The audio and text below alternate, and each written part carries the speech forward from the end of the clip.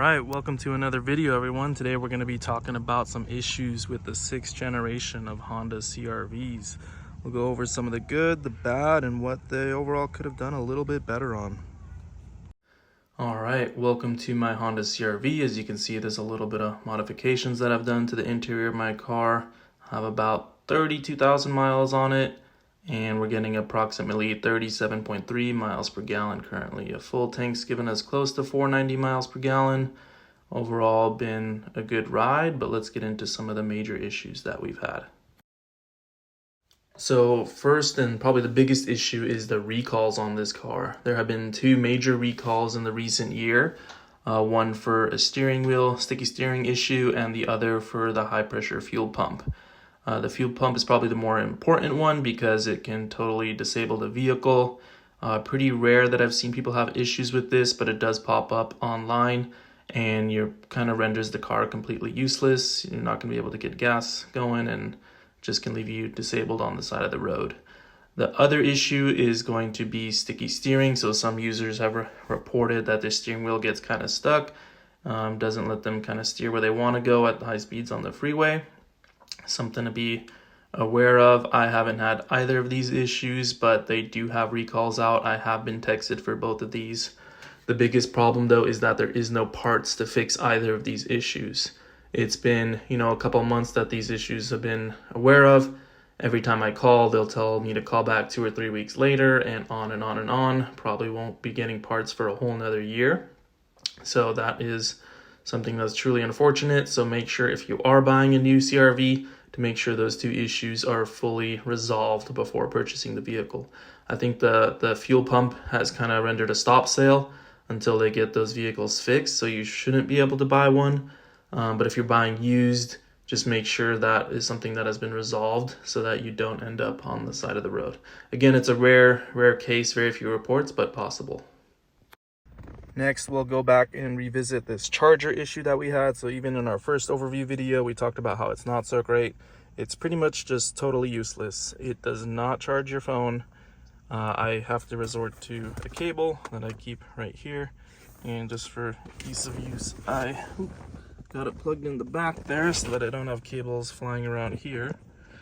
But just be aware that if you are looking to set your phone here while you're driving, it trickle charges, and if you got any kind of Apple phone, most likely it will not take, just because the camera bumps are too big and the phone needs to be like sealed against that thing for it to charge. And it does not charge that fast. The car charger, however, if you plug in a cable, super fast. You'll get like tons of charging, and even like a short 10-minute drive, you'll get like 20%. So that's great. But if you're looking for wireless charging, this car is not it. I don't think most cars have an adequate wireless charger. I've never been in a car that was able to charge a phone nicely. But yeah, the wireless charger is no bueno. Okay, next up is some design elements of the car. If we go down into the driver and passenger side door, you'll notice that there are some leaves here inside the car. And if we push that back, you can see there's actually a ton of foliage just growing inside the car. And that is because anything that falls in here somehow makes its way down the side of the car, and it just gets stuck in there. Or it could be just coming up from the bottom. Not entirely sure, but this does go kind of like all the way up. And there's like tons of leaves in here. I always try to scoop some of those out, but they always manage to find their way back. So definitely, you can just see in there. Not sure what was going on with the design choice right there, but both sides of the vehicle chock full of debris and foliage that are just gonna decay slowly in the car. Here's just the outside view, so not sure which side it's coming from. There's the leaves right there. Panel kind of goes all the way up. Anyway, not great to have a bunch of dead leaves in your car. Another major thing I never liked about the car is not having fog lights. I don't know why, but the European editions have them. Why couldn't they include them in the US versions? I don't know, but when it's super dark at night and if you got any sort of tint on your windows, you can't see that well, especially like right in front of you. So I really wish they had that extra brightness, especially on those foggy mornings. So major hit there, but no fog lights included, probably just to save some money in the US market. Okay, another piece we have is the lane assist camera right there. Works pretty dang well, maybe like 90% of the time, but if you are driving in the morning on the freeway and you're facing the sun, it will get deactivated. The sun will pretty much just blind that camera and you're not going to be able to use it the whole way. The radar will still work regardless of the sun, obviously, but that camera, if it gets blinded by the light, it's not going to be able to keep the lane for you, which is really unfortunate. Maybe they could have had 2 cameras set up or something to get rid of the glare, but major bummer because I basically can't use it in the mornings because I drive facing the sun. This is only going to be an issue if you upgraded to the sport tailgate version of this car. If you get the upgraded, it's like an extra inch longer or so, but water does get trapped all along the bottom here.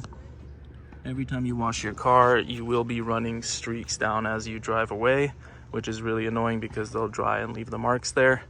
Not sure if they could have done a better job with the waterproofing or at least some kind of seal to get the water to go off the sides, but very annoying to have to re-wipe your window after you wash your vehicle multiple times. Okay, ignore my shopping, but so one of the biggest downsides is actually sitting in this seat. It is the only seat that got a poor rating during the crash test, and that is because of the way the seatbelt latches up here compared to the other side. But basically, if you're in this specific seat and you do get T-boned, you have the highest chance of injury, which is not so great. So if you're just one passenger in the back, have them sit on that side just for safety reasons. Another complaint is the plastic they used to cover the brindle. It is not ideal because it takes lots of scratches. They could have just put some small piece of glass there, or something more resilient, maybe not glass, but something similar to an iPhone so that I wouldn't get scratched. But this is just annoying to see on your car because, you know, you're going to be putting lots of stuff on and off right here in general, and it's always going to pick up a scratch no matter what. If you can get some kind of screen protector film or just leave on the initial plastic, that would be ideal. But yeah, super annoying to see those scratches when you're driving. Another issue I had is with this piece of plastic right here that kind of covers where the camera is, but that will occasionally vibrate on the road and I'll have to kind of shimmy it to get it to stop. But it does make a little bit of an irritating noise every now and then. Not sure if they could have just form fitted a little bit, but if you can see here, it does wiggle. So you can feel it bounce up and down. If it was a little bit tighter, wouldn't have that issue, but yeah, just loose parts. The biggest complaint I'll get from passengers is that this seat does not go up or down. It only goes forward and back, and it does feel a little deep set. Not a problem for me because I'm the driver, but I've heard from several passengers that they were like, oh, why is this so low? I feel like I'm in the floor. Not a super huge issue, but it is unfortunate that this seat does not have the same controls that the driver's side seat does. Finally, the last negative is probably going to be the acceleration on this vehicle. It is 0 to 60 in like 8 or 9 seconds. Not super ideal for even merging super quickly on the freeways. When you do punch that gas, there is a noticeable couple second gap before you start to feel the car lurching forward. So if you're planning on punching it or getting ahead of a car, it is not super great for that. Outside of that, it is a very fuel efficient vehicle, so obviously you're going to get your trade-offs, but it is not the punchiest vehicle. Even if you put it in sport mode, yeah, if you're going from like 0 to 20, but if you're trying to get up to 60, it's just not it. It's not going to get you there that quickly. All right, lastly, I can't get this to go all the time, but occasionally, if we back out, sometimes when I'm backing out, the sensors will all start alerting and flashing and kind of screams at you, and it's saying it's having an issue, and it doesn't actually have an issue, and there's nothing there because the second you change gears and back, it's gone. But it's just really annoying that this warning comes up and the dealer hasn't been able to remedy it in any sort of way. And yeah, it happens like 1 out of every 10 reverses, but a little annoying. Okay, so overall, it is a very excellent vehicle. Those are some issues that I've had over the last 2 years. It's been exactly 2 years since we've had this car. And just a reminder that the 23, 24, 25, and even the 26, they're all the same vehicle. Nothing's really different except the updates as they come out, but outside, inside, all the same pieces.